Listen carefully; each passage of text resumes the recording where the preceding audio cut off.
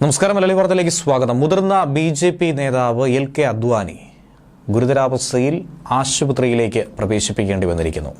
എൽ.കെ. അദ്വാനിയെ Delhi Apollo ആശുപത്രിയിലാണ് admit ചെയ്തിരിക്കുന്നത്. ഇന്നലെ രാത്രി അദ്ദേഹത്തിന്റെ ആരോഗ്യനില വഷളായതിനെ തുടർന്നാണ് ഡൽഹിയിലെ അപ്പോളോ ആശുപത്രിയിൽ പ്രവേശിപ്പിച്ചത്.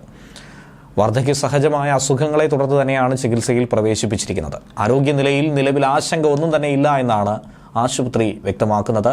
നിലവിൽ അദ്ദേഹത്തിന്റെ ആരോഗ്യ പുരോഗതി നിരീക്ഷിച്ചു വരികയാണെന്നും അധികൃതർ തന്നെ വ്യക്തമാക്കി. ന്യൂറോളജി വിഭാഗത്തിലെ സീനിയർ കൺസൾട്ടന്റായ ഡോക്ടർ വിനീത് സൂരിയുടെ മേൽനോട്ടത്തിലാണ് 97-കാരനായ അദ്വാനിയുടെ ചികിത്സ മുന്നോട്ട് പോകുന്നത്.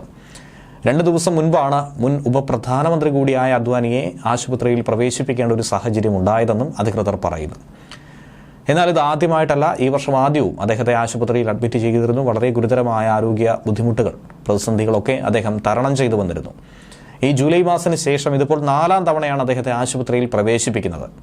കഴിഞ്ഞ മാസം 97ാം ജന്മദിനം ആഘോഷിച്ച അദ്വാനി കുറച്ചു കാലങ്ങളായി ആരോഗ്യ പ്രശ്നങ്ങൾ നേരിട്ടുകൊണ്ടേയിരിക്കുകയാണ്.